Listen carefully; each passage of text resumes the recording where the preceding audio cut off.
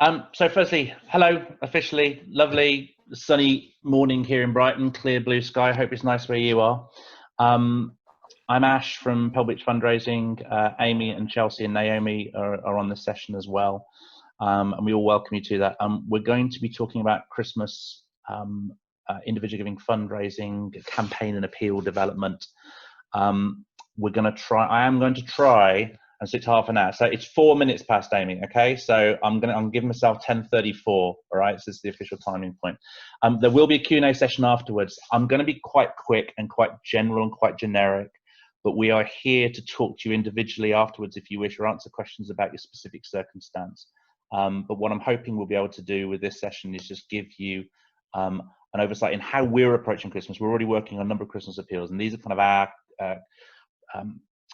thoughts compressed as to how we're approaching Christmas this year. So firstly, official business, you know where your fire exits are. It's nothing to do with me, but we have to tell you that this session is being recorded, and therefore if you do ask questions, etc., then they'll be included in that recording, and that recording will be put on our website. We'll also put it on YouTube, etc. I know that many people have been in other webinars that we've delivered, have been able to go and watch them afterwards and found that quite helpful. So we have been asked to record and upload these sessions, so we will be doing that. So please make sure that if you've got any questions about the way that we use this, or your data or your name, then please let us know. Okay, so here's what we're going to be talking about.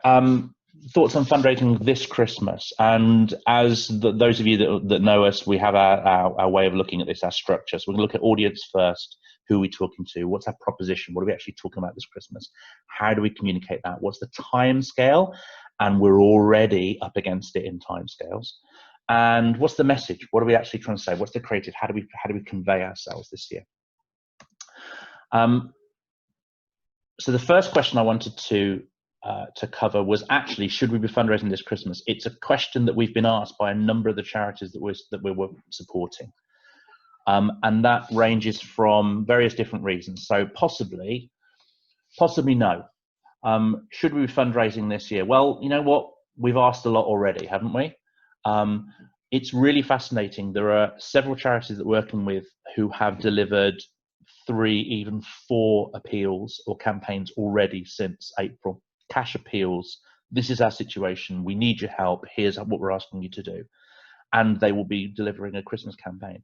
There are other charities that we're working with who have not delivered any direct fundraising ask at all this year. And partly that's because they felt that it wasn't appropriate for their particular area of work. But often we've spoken to charities who felt that their reserves position was strong enough that they didn't need to do that, and that's fine. Every charity makes its own case for that. There is a feeling that emergency donations have soaked up a lot of 2020 donations.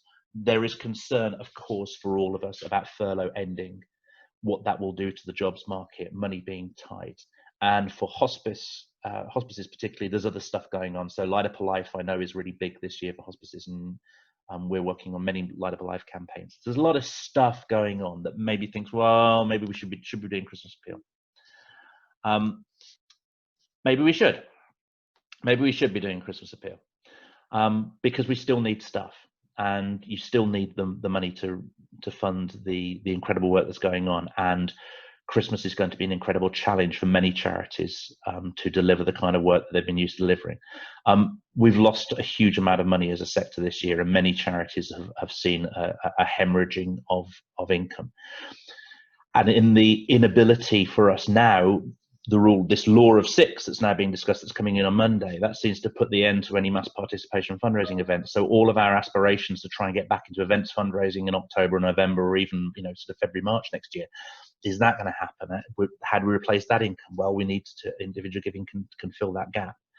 Another key point, I think, is that our typical audience is older, and there is lots and lots of evidence and lots of anecdotal evidence from supporters and from people that I know and people that I work with, that those elder audiences haven't suffered as much financially. Pensions secure, baby boom generation secure, pensions secure, and actually they haven't been spending that much.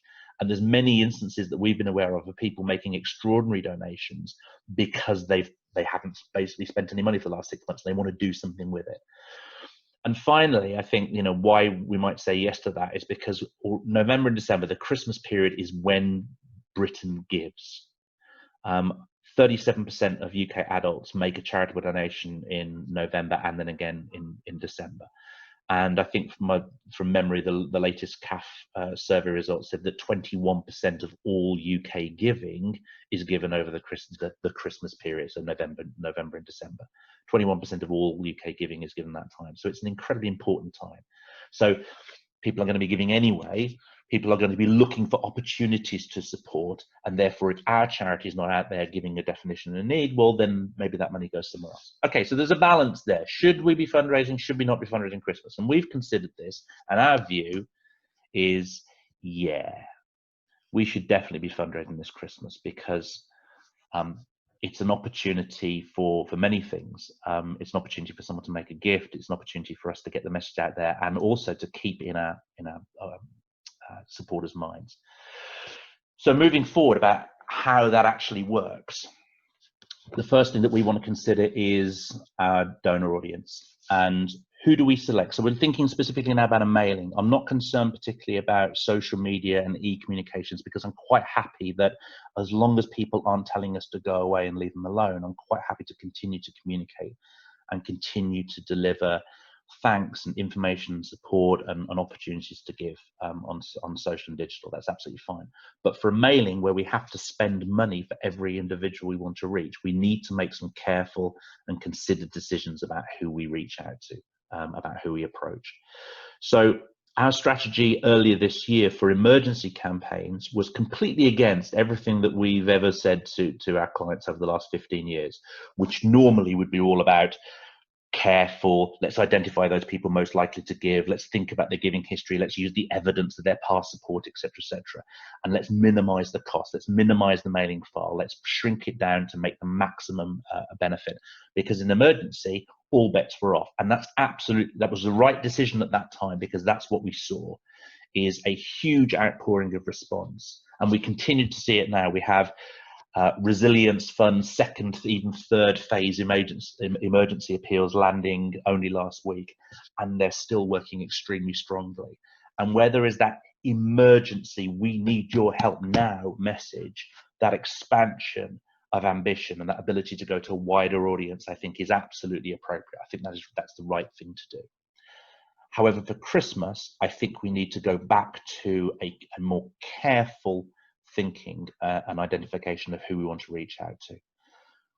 If we are looking at, again, it depends, it has also, of course, is here, it really depends. If you are a charity that has not reached out at all with a direct ask for money for the whole of 2020 during the pandemic, then do you know what? I would absolutely be having a much, much wider selection for Christmas, because this is the time, this is the only time this year we're asking them for support. So I want to make sure we give everyone the opportunity to give their support.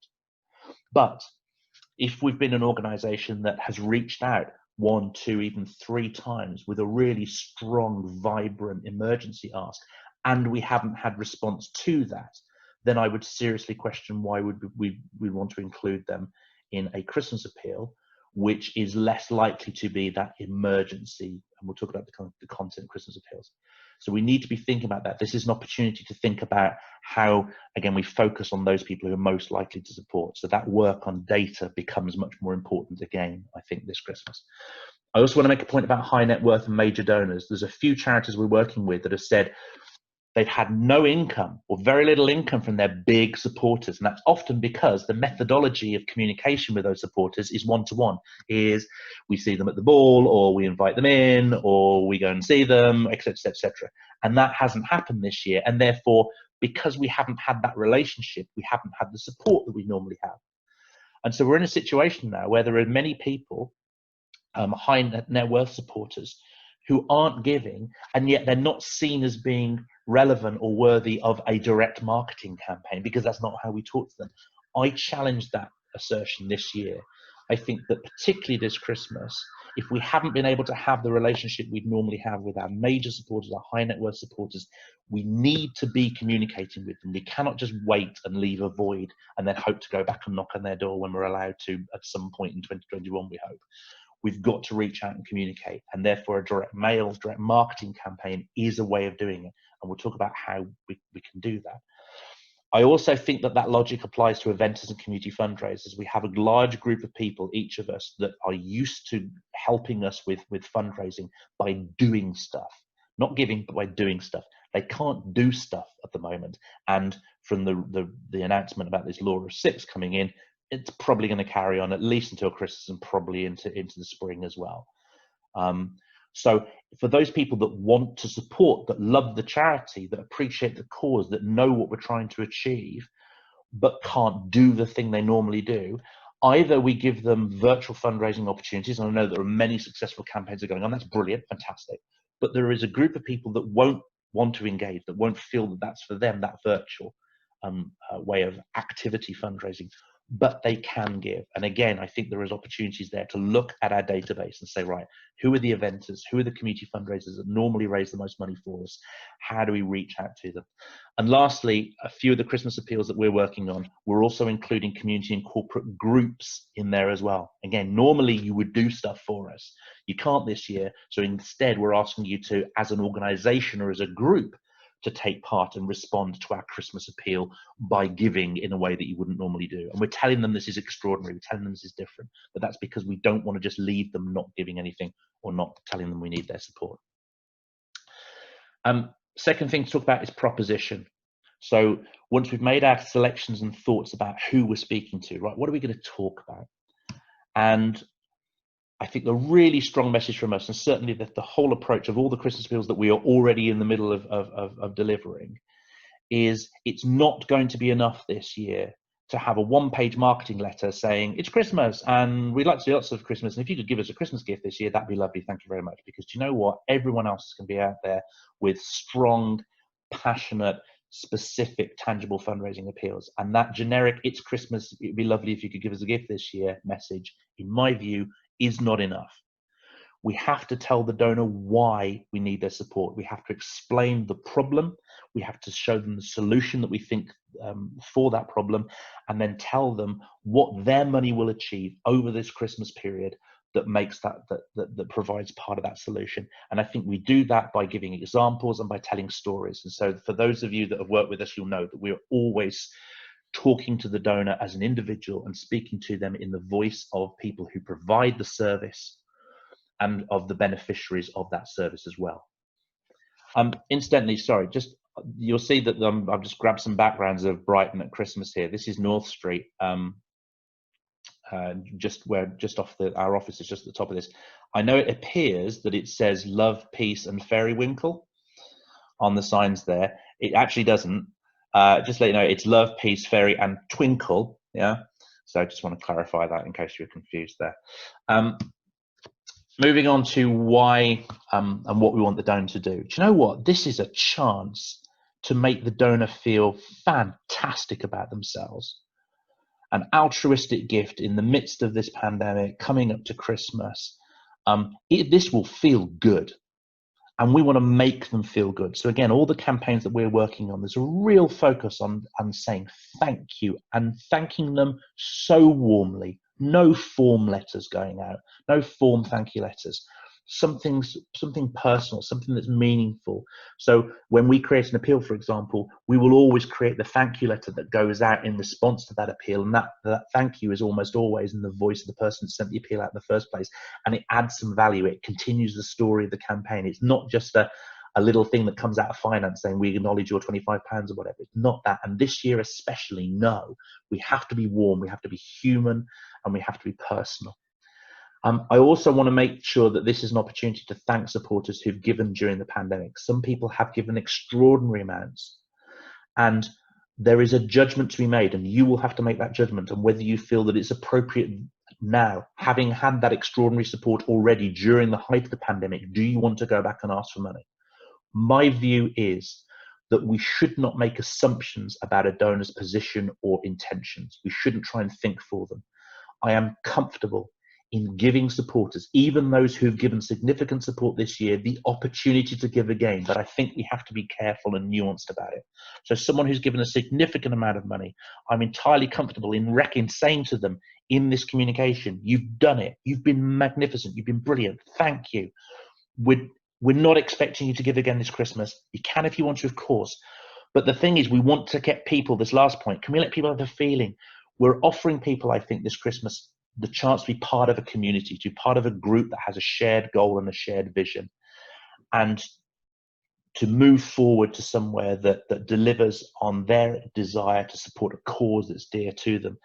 And we don't want to deny them the opportunity to be part of that group, to be part of that experience this Christmas, simply because we don't feel it's right to ask them for money. And that's the point I want to make about high value as well. Just because someone's a high value donor doesn't mean they don't give for the same reasons. They do.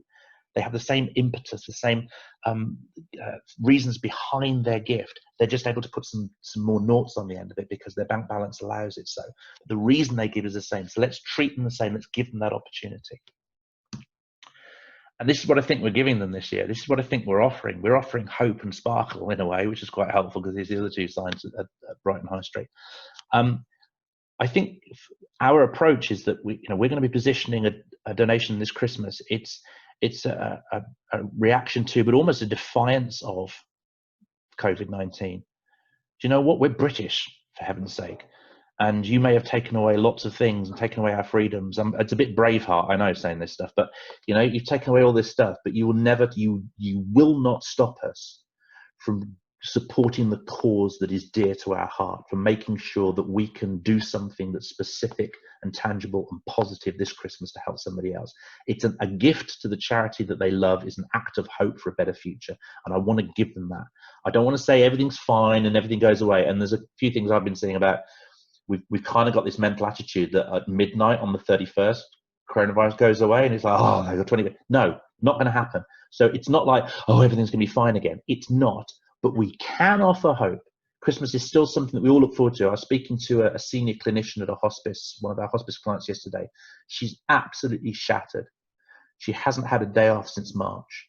And they're looking at the busiest, most stressful next 3-6 months that they've ever experienced, and Christmas in the middle of that. But you know what? Even her, she's saying, yeah, we're looking forward to Christmas.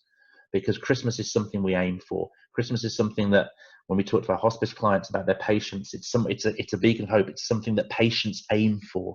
Can I make it to Christmas? We all think about that, whatever the restrictions on us. And I want that emphasis to be part of the fundraising, to be part of the act of giving. This is something that gets you to a point where we all look back and go, do you know what? Brilliant.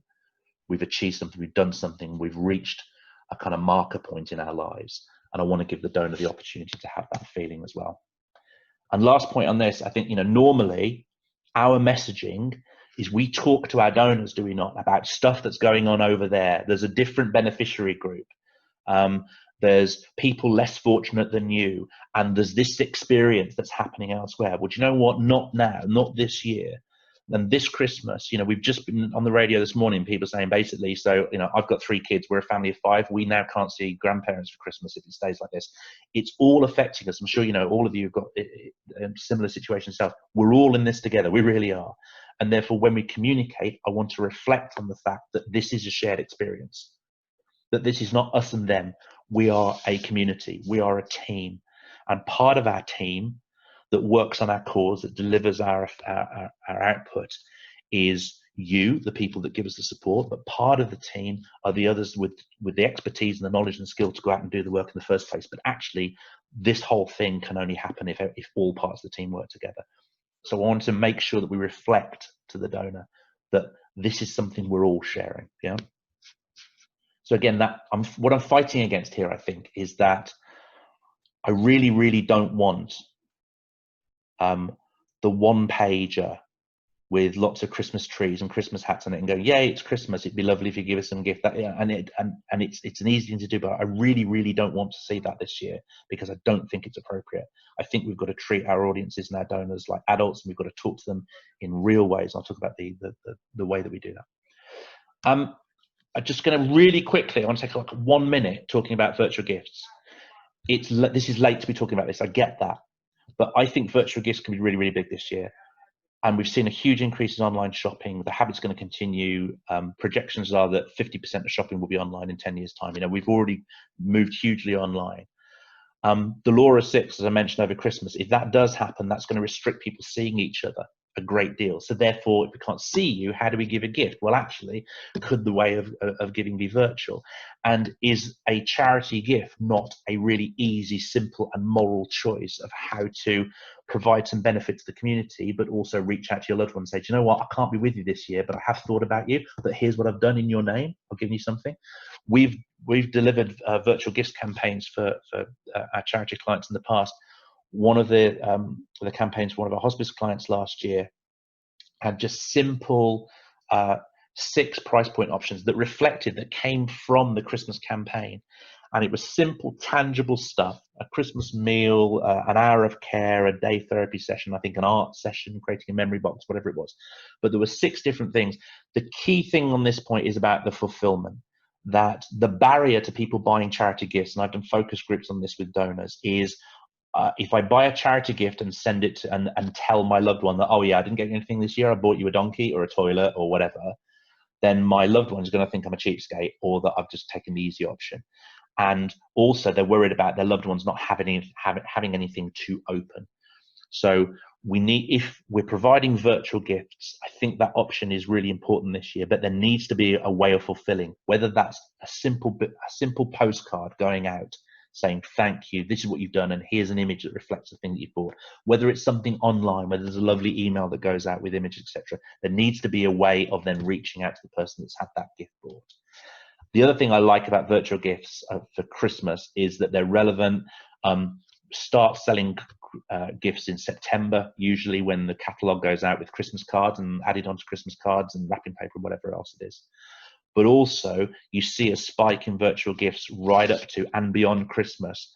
That classic, maybe less so this year actually, but you know, the classic thing about, you know, suddenly you realise that Auntie Marge is coming around on Boxing Day and you haven't got her anything. Well, actually, you can go online and buy a Christmas gift, and that's a solution. That's a solution to it. So I think it's an interesting time.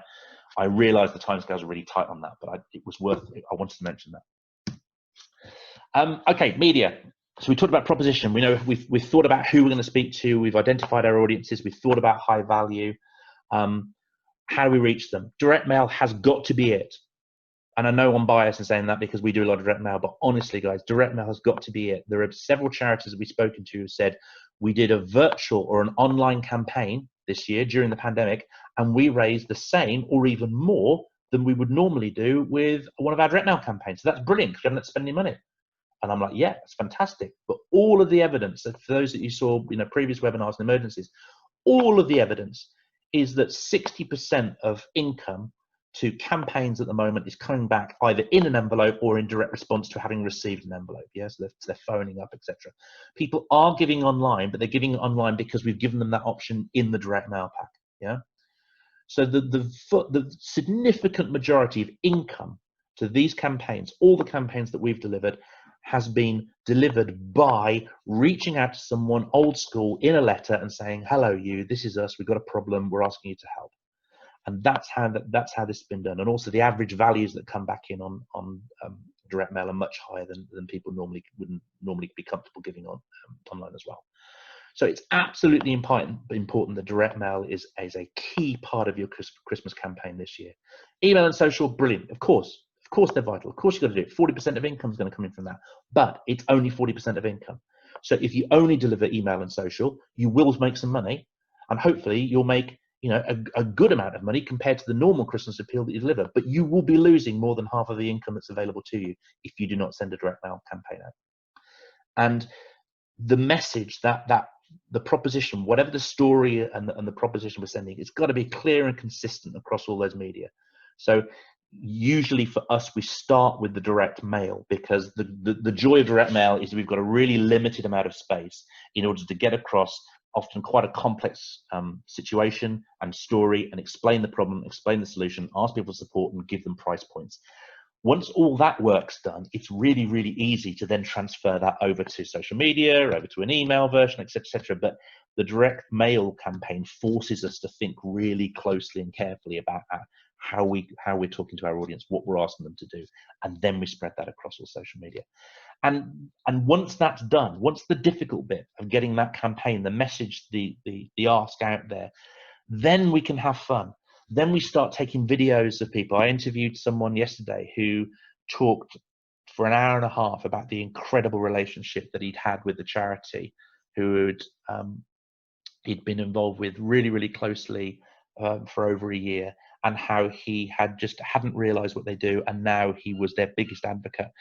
And I immediately said, when we finished the interview, I immediately spoke to my fundraising colleague in the charity and said, guys, you've got to film him. You have got to film him, because he's magnificent.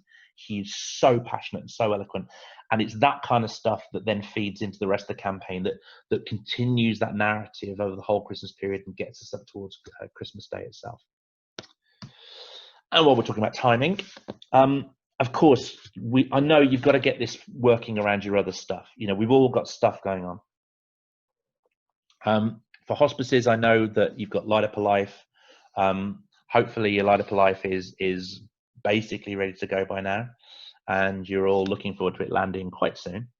But we would always be looking ourselves at the first or second week of November. Do you know what? There's a point. It's like that point when you don't mind seeing Easter eggs in the supermarket. There's a kind of moment where there's a Rubicon where you cross, where you think, okay, it's all right to talk about this stuff now. So I don't know when we're going to, I'm interested. I wonder whether actually Christmas is going to start early this year, because my God, we need something positive to think about. Do you know what? I don't know. But in normal years, first, second week of November we like to land our Christmas campaigns the day after it's okay to talk about Christmas. But it depends on what you're doing. So for example, quite often in the Christmas campaigns that we'll be delivering, we'll be asking the donor not just to give some money, but also to be part of that human team, to share their experience, to share their humanity, to share their voice, and to get something back to the charity that can then do something interactive. Yeah.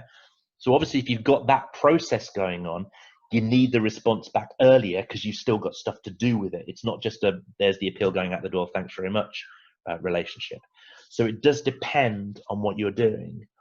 But it's going to be an extremely busy time this year. I know for a fact that 2 or 3 of the really large national charities are going to be launching their biggest ever Christmas appeals this year, because I know people that work there. It is going to be competitive. It is going to be difficult this year. We are not going to have the space to ourselves. So therefore, what's absolutely important is that I do not want any charity's Christmas appeal to land on the doorstep of one of its existing supporters. It's different to cold. One of its existing supporters, when that supporter has already had a month's worth of other charities knocking on the door, giving really, really brilliant, strong, passionate reasons why they should be giving them their support. So by the time our appeal gets there, do you know what? Their Christmas budget has already been spent. I do not want to see that. I want to make sure that we get there as one of the first voices, and I want to talk to them as much as possible as an individual. This is you. This is us. This is how you supported us in the past. You're amazing. We love you, but we need your help again now, and here's how and why. And I want that to land at the time when they've still got some Christmas donation budget left and they can make a decision to support us. Yeah. And therefore timing is important. And that's scary, guys, because I'm saying first, second week of November, and here we are, second week of September. Yeah. So there ain't long. There really isn't. Creative. I just like that picture. And I love that picture. That's just brilliant. Sorry, I couldn't resist. Words are really, really, really, really important. Words are really powerful, okay? And we've got to be real and we've got to be honest. Again, no one-page marketing letters, please. We've got to be powerful and positive and enthusiastic. And we've got to talk to the donor about the reality of what we're trying to achieve and why and how they can be part of it. And this is a moment that together, despite all of this, together, you, the supporter, us, the charity, we can deliver moments of wonder and magnificence. And we can do this together, but we need your support in order to do this. And here's what we're going to do. And your gift will make a difference. We've got to use the power of the language to communicate the need and communicate the urgency and the importance of this. Not go over the top, not exploit, not, exaggerate stuff. We don't need to. I'm sure, you know, all of you looking, you're not going to look at your own charity and go, yeah, actually, do you know what, we're fine. I've just been told to put a Christmas appeal out there. No, there's need. There's a problem solution. We need supporters on board and involved, yeah? So the words are important, and that's why we put a huge, as you know, if you've worked with us, we put a huge amount of emphasis on the words that we use and how we talk and how we describe the work. And the pictures are also positive. Really important. I'm all up for bright, positive. This is not doom and gloom. As I said, hope and sparkle. I want to give people that beacon of light. Christmas is somewhere that we can land.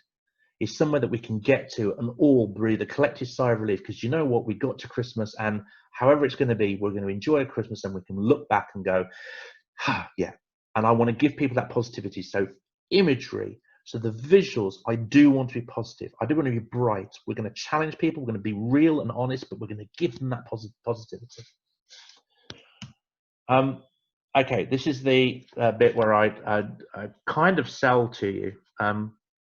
Not really, in that, honestly, we're talking about Christmas appeals. We're already halfway through many of the Christmas appeals that we're delivering for our charity partners at the moment.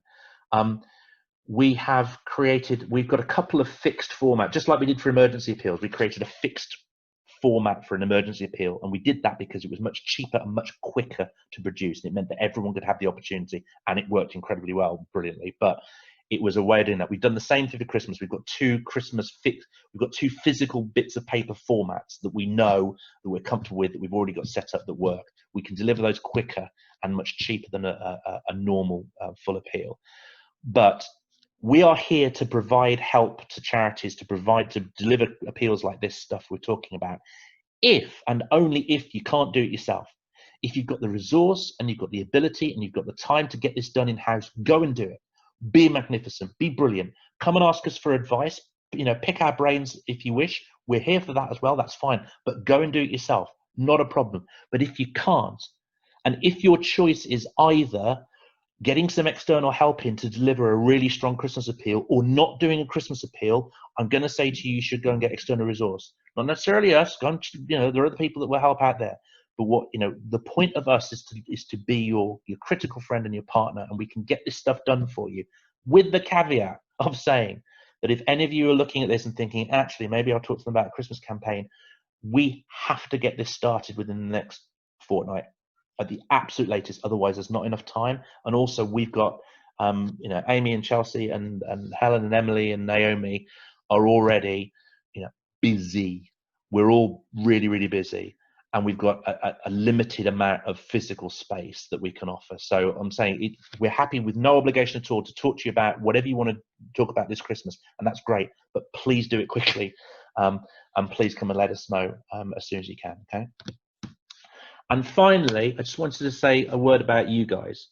All of you watching this, you're not different from anything else, from anyone else in this. That the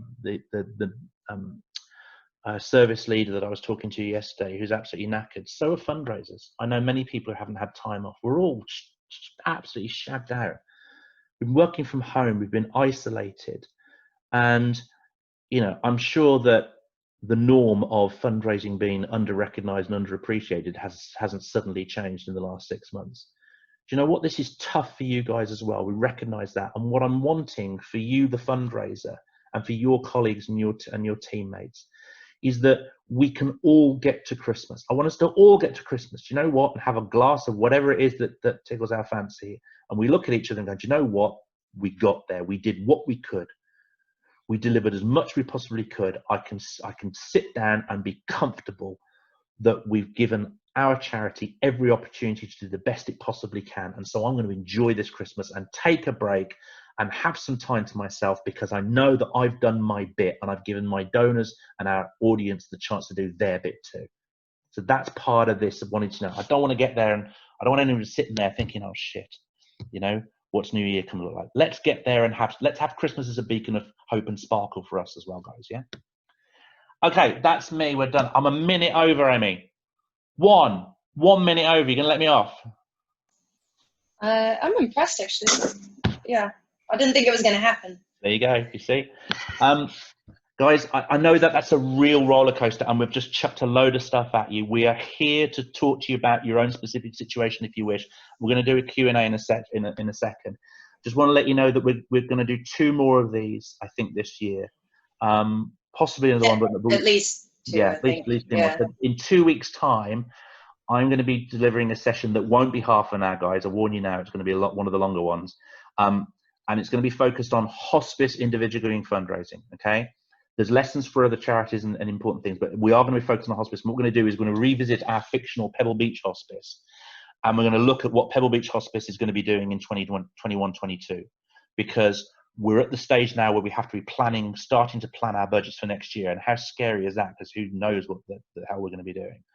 So we're going to use this fictional example to say, right, here's a plan. And Pebblebeach Hospice will be doing everything. So we'll talk to you about all that kind of stuff and how we're laying it out. And the reason we're focusing on individual giving is because irrespective of lockdown and local lockdown and Laura 6 and all that kind of thing, do you know what? It doesn't affect our ability to deliver a really strong, considered, powerful individual giving fundraising program, because we can still do that. We can't go out and see people, we can't have events, we can't have balls, we can't do, you know, color dashes and all that kind of stuff. But you know what? We can communicate and we can talk to people that support us, and we can try and get more people to support us. We can do all of that stuff, and we can do it whether we're working from home or working from the office. So it's really, really important that every hospice has a clarity of a strong individual giving plan, so that even if everything else goes foobar, we can look back and go, do you know what? I'm confident that in 21-22, we will be talking to our audience, and we'll be communicating, and we'll be giving them opportunities to give, yeah? So I'll kind of have a more expansive session talking about that. And then the amazing Amy will be joining you 2 weeks after that on the 8th of October to talk about raffle fundraising. Because bluntly, all the evidence is that raffles are doing amazing at the moment. If you're not doing a raffle, and you should be, but there are always lots of questions about hows and whys and whens, etc. And Amy will take you through our approach to raffles, and again, look to answer all of your questions for that. And finally, thank you very much. I hope this has been helpful to you. This is us. This is what we do. This is where we are. That phone number is largely irrelevant at the moment, so please don't phone us, because we ain't here. I've come in for today, but I'm scooting off back home again. We're all working from home. I expect us to work from home until at least Christmas, to be honest, and then we'll think about it. But we'll see how we get on. So social, email, hello@amy@ash@. Hello@ is the best, because if you email me, it just goes into a black hole and I'll never respond to you. So please just email hello, and someone will definitely be there and pick that up for you, okay? And finally, just say thank you very much. Hope that was useful for you. And we'll be taking some questions. Okay, are you ready, Ash? Oh, I was born ready. Come on then, let me okay, just so everyone, can everyone hear? I know this is a stupid question to ask to all of you, but can you hear me? Can you hear? I don't know this. Yes, everyone here? Yeah, everyone here. Okay, cool. So I've got one first from Amy at Ashgate, which I think is probably quite relevant to a lot of people. Yeah. They're thinking of mailing in-mem supporters in October for Light Up Life, which obviously lots of people are, but then excluding them from their Christmas mailing, as they think it'll end too soon after, so early November. For anybody who's wondering, we're kind of planning all of ours for the 6th, because as Ash said, we want to make sure that they get out there before the Green Ormond streets, etc., etc. Would you recommend sending them both or keeping them split? So I'm guessing she means the audience split between the two. I get it. Okay, hi, mate. Okay, yeah, good question. It's one we get asked a lot, and our response is that you should be going to everybody. And the reason being is that every single time that we've looked at this, the strongest responding audience to Light Up Alive will be the strongest responding audience to Christmas as well. And what really came out, if we did some work a few years ago with one of the hospice charities we're working with, they had a raffle, they had lights, and then they had raffle, and then they had Christmas. And their selection policy was, we send everybody lights that should get it, and then we move those aside, and then whoever's left, or who can get the raffle, and then we put those aside, and then whoever's left, some people get Christmas. And lights did pretty well. The raffle didn't do very well at all, and Christmas bombed. So our approach was, no, why are we doing this? So our approach was, we send lights to everyone that should be getting lights, and then raffle to everyone that should be getting raffle. But if you've responded to lights, and yes, there's some data capture challenges there if we can. If you responded to lights, our raffle message went, whoa, you've given to lights, you're amazing, brilliant, this is raffle. And then if you've then Christmas, the Christmas campaign was, this is Christmas, whoa, you've given to lights and you've given to raffle. That's amazing, fantastic. Listen, this is Christmas, you've already given twice. You don't have to give again, but if you want to, wonderful. But we want you to be part of Christmas, have that Christmas feeling, etc. And the response went through the roof, because what we tend to get worried, do we not, about the stuff that we send out. And we see all of our stuff every day. We see, honestly, I think between Amy and myself and Helen, we see this a lot. We get hooked up on the stuff that we're doing. We see our newsletters and our appeals and our brand and our website every single day. And we tend to think that our supporters are kind of getting, oh my God, we're going to overload them, etc. Actually, no. We are a stone skimming off their lives. And very, very occasionally we make a few ripples in it and we get a response back from them, you know. But don't forget that your supporters, the classic Dorothy donor, will have a basket of 7, 8, 9 charities that he or she will be supporting. And they will be receiving and seeing many, many charity fundraising messages every single day, let alone every week. And they'll be getting direct mail packs, and they'll be getting emails, and they'll be seeing TV ads, etc., etc. So we are not swamping them, we're not overloading them.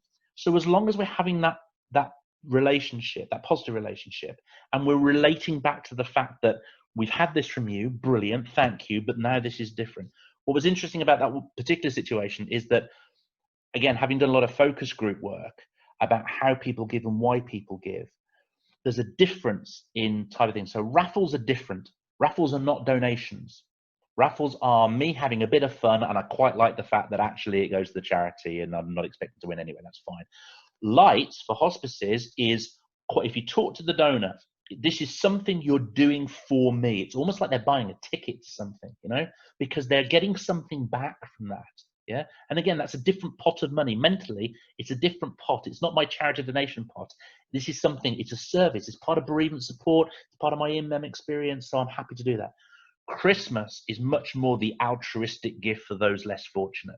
And that comes out of the charity giving pot, I think. Again, if you speak to donors, you kind of get that theme coming through. So for me, I would like, particularly this year, I want the Christmas message to go out to everyone who it seems is reasonably likely to think about supporting us this year for various reasons. But I want to talk to them where possible as an individual. So if you're an MO supporter, if you're an in-mem, I want to talk about the fact that you're in-mem and that you've just given to Light Up Alive, and that's brilliant. Actually, we've got this Christmas campaign that's about trying to, you know, lift the experience of patients and families at the hospice this Christmas, for example. We want you to be part of that. Please be part of that experience. If you can give again, magnificent, please do, but be part of the experience. So I don't want to exclude people. And that's one thing about eventers and communities as well. If we're talking to eventers, let's tell them, we know you're an eventer. We love you. You're brilliant. I know we haven't been able to give you the opportunities to do this year, but we've missed the money that you would normally give us. We wonder whether you can take part in this year. So sorry, long answer to short question. Yes. Lovely, thank you. Right. Yes, very long answer. Okay. I'm doing it because I did half an hour. I'm now giving myself carte blanche to be like really, really wafty and long-winded. I have noticed. Yeah. No, that's fine. So we've had a couple of questions that are similar and really interesting, actually, which I haven't really thought about before. But one is from Jasmine, and she's talking about coming from Singapore, which is multiracial. Not everybody celebrates Christmas. Yeah. And working around that. And then we also had a question from St. Peter and St. James, whose head of comms wants to do a winter appeal rather than Christmas, as it would be more diverse, which is, I don't know if you guys know, so St. Peter and St. James is not actually too far away from where we are in Brighton, so it's actually quite close, probably our closest hospice, actually, besides Martlett's. Yeah. So they're thinking about testing that as a cold mailing. So I guess the general question is, what do you think about the sort of secularization of the Christmas message rather than having a Christmas message, having a winter message? You know, is there an impact on doing it that way? Do you think it matters? Is this the year to be doing that? All that kind of stuff. Okay, so that's probably a whole new webinar in itself, isn't it, really? Okay, my experience of this, having worked for a few multiracial charities where the lack of Christian reference was important, is that yes, there was not a Christmas focus. There was a winter focus. However, I think you've got to make that decision based on your own organisation. I'm just saying, so I'm reaching out to St Peter, St James here. Hello. Knowing where you are in the country, I question how urgent and relevant that is to you. I'm not saying I know more than that comes across like I know more. I don't mean to say that. I'm just thinking that if that's relevant and important to you, then of course you have to act on that. One of the things, for example, with Birmingham St Mary's, one of the hospices we're working with there, I'm a Brummy, big multiracial city. We've got to reflect that, and it's important that we think about the multiracial aspect. Christmas still has a large relevance for the vast majority of people in the UK. It is not, sadly, financially viable to think about doing something separate around Eid or other different religious celebrations. Where I think it is interesting is, okay, Woking and Sambir, when we helped them with their capital build and they're building their brand new hospice. Woking is a commuter town, outskirts of London, nice area, but large Asian community. And as we were building, putting the campaign together to finance the building of the new hospice, what was really obvious is that we needed to reach out to all parts of the community. So in that situation, we went and received some specific funding to convert the appeal from English into Urdu and Gujarat, because those are the two languages that needed that. But that was a specific solution to a specific need. I am comfortable with the idea of a winter appeal if the need is there, the problem solution, all the stuff that I've been banging on about in terms of being passionate and being explicit is there. I honestly think it's easier, and it is easier, for the donor to understand the importance when we talk about Christmas, because in the vast majority of cases, that's their own personal experience. I'm not saying that's universal. I think it's easier to do that. So bluntly, the only way of knowing this, guys, is to test it, and no one's going to do that. Gianna, the only way to do that is to test it. I think you have to go with your gut. I think you have to do what you feel is right. My view is that as long as you feel that you're reaching out and supporting the entire community and offering a reasonable chance to engage, then that's fine. All right. Sorry if there's some noise in the background here. Amy's got the builders in. It's brilliant. You know, today's been very fun because I couldn't get the Bluetooth to work for these earphones, but also I have some builders in, so it's like I'm just everything today. But it's okay. I'm sure everyone will forgive me for this. Ash, there's been a lot of questions about mass participation events. So I think partially because people are thinking about Light Up a Life, and some people are still thinking about actually putting on an event for Light Up a Life, so one that I'm guessing people will attend as opposed to just the virtual one that maybe we've been working on. Yeah. So walks and things like that. And I just wanted to address, and I know it's not necessarily relevant for Christmas, although people have asked about reindeer runs and things like that. I mean, I think maybe it's useful if you just talk through what we've been talking about in relation to events. And obviously this is just our opinion about it. You know, nobody knows any more than anyone else. And honestly, for on-event stuff, guys, we know less than many others. We're not a specialist event, a fundraising organisation at all. I mean, I've delivered events and I've managed events, you know, fundraising teams in the past, but it's not my speciality. But I think what we can say with clarity is that in this time of uncertainty, and again, this law of six that's comes in, and we hope it'll be gone by Christmas. Do you know what? I have to be pessimistic. All the clinicians I speak to, I'm sure you speak to a lot as well, you guys, this ain't going away anytime soon. And so how does that affect us? So I hope that we will be able to deliver mass participation fundraising events in the near future. I sincerely hope that that's the case. However, I want to be sure, if it was Pebblebeach Hospice, our fictional hospice that we talk about, I want Pebblebeach Hospice to have a belt and braces approach and to make sure that there is a fully comprehensive plan in place that we've thought about of how we're going to reach out through direct marketing only to engage with our supporters and give them an opportunity to support. Because if we can't do mass participation events, then I'm going to need that, because it's going to be a massive hole that we're going to need to fill. So our approach for lights, for example, and we're delivering, I think, 9 or 10 Light Up Life campaigns we're in the middle of at the moment. That's fun. Trying to remember which is interesting with my addled brain. Our approach has been, let's go virtual. Let's pre-record. Let's make sure that we have a wonderful, warm, human, rich offering to deliver to our community for that event. If in November Boris suddenly pops up and goes, actually guys, the R rate's 0.1 and we can all go back to normal, then fantastic. Do you know what? It's easy. I think I'd be much happier to assume the work, plan, hope for the best, but plan for the worst, is to make sure that we've got something that if we can't gather together, it's still going to be beautiful. It's still going to be meaningful. And particularly for lights, really important that opportunity is still there. And then if we can add bells and whistles onto that, we've been talking to our clients about, the high value supporters, for example. So it may be that lights this year, all we could have is recently bereaved families, but staggered over a certain amount of time because we can't have people, near the trees, etc., etc. And maybe that's all we can achieve. Maybe this could be an invitation to our VIPs and high value supporters. Would you like to come in? We're going to socially distance, but we're going to gather together in the gardens and just share a moment. And the chief exec or the trustees can talk about the challenge we've been facing and what we're thinking about next year and how much we still need your support. Do you know what? That would be lovely. But are people going to feel they want to come? I don't know. Not a clue. So let's just, assume the worst, plan for the worst, hope for the best. Let's have a digital virtual offering, particularly for lights. And add value to that. Be magnificent with that afterwards if we can do. But for the future, if I was the director of fundraising for a charity right now, I would be planning for and this is what I'll talk about in 2 weeks, basically, guys, kind of spoiler alert, is I'm going to be saying, right, I want a full comprehensive plan so that my top 20% of people who give me 80% of my income in a normal year, I want to make sure that we have had a specific conversation with every single one of those individuals in early 2021. And we've told them the problem, we've told them the solution, we've given them an opportunity to give.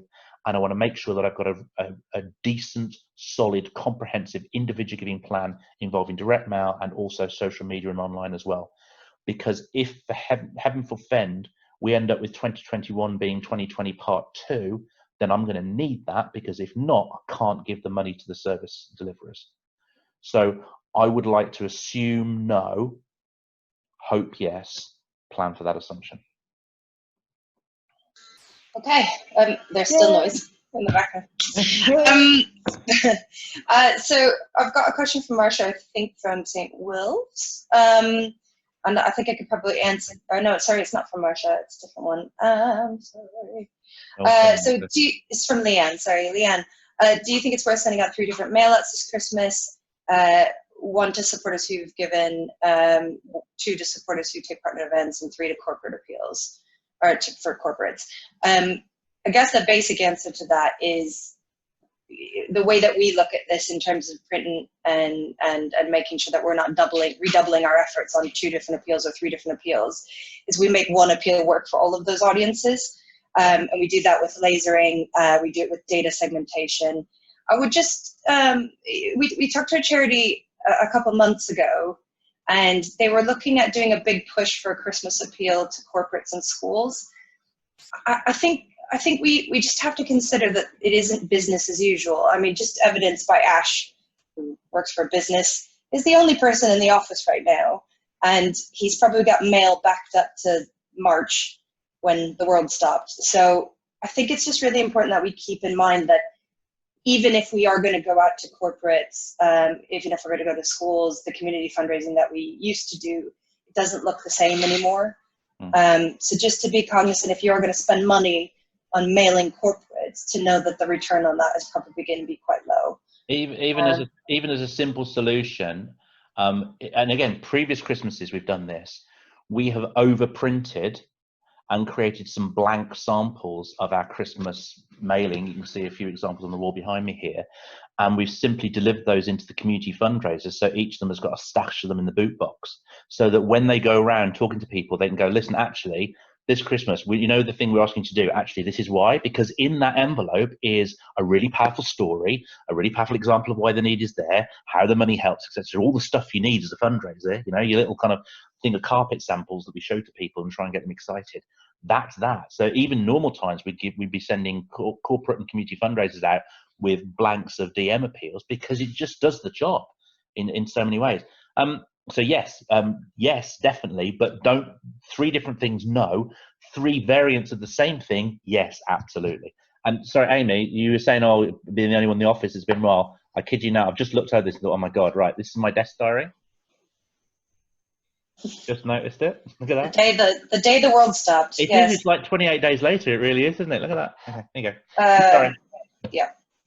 So I don't have any other specific questions, but if anyone else has got something that we haven't answered, go ahead and chuck it into the chat box. We can have a look at that. Or equally, as Ash said, you can always email us. We're happy to answer, or to try to answer the question. If we can't answer it, then yeah. And guys, the rule is that for us, we are here to support you and offer advice and help. Okay, you are under no obligation whatsoever. And we said this. I want to be really clear about this. If you just want to say, I'm thinking about my Christmas appeal, but I've got some questions, could I ask for some advice? And you're not thinking about asking us to work with you, that's fine. Get in touch, okay? There's no obligation at all here. If you need us, brilliant. We'll talk to you about that. But if you just want to chat to someone who's been through this 100 times and who knows how this stuff works and can offer advice, take it. Please come and see us. We're here to help, yeah? That's what we're here for. So if you need to speak to us, drop us an email. Use the Hello app, please. That's probably the easiest way. hello@pebblebeachfundraising.com. Get in touch, say hi, ask for a chat. We can sort out a Zoom or an email or a phone call or whatever suits you, yeah? But please don't be shy. Come and chat, yeah? And just to say, sorry, you will hear my builders as well in the background now. Just to say, I'm going to be sending an email out with a link to the webinar as per usual. So if you wanted to send that around to anybody that you think might find it useful, once I've got that up on YouTube and up on our webpage, then I'll make sure that you guys have that. It will also have details of tickets for the planning webinar that Ash mentioned earlier, so you can go and grab those now. It's live if you want, or if you want to just wait for the link, it's easier. Go for it. Right, guys, it's 11 o'clock. Okay, busy, busy, busy. We've all got stuff to do. Come on, Christmas. Yay, yay. Lovely to see you. Hope that was useful for you. Get in touch if you need us. All the best. Take care. And we'll see you soon. Yeah? Bye now, guys. Bye, everyone. Bye.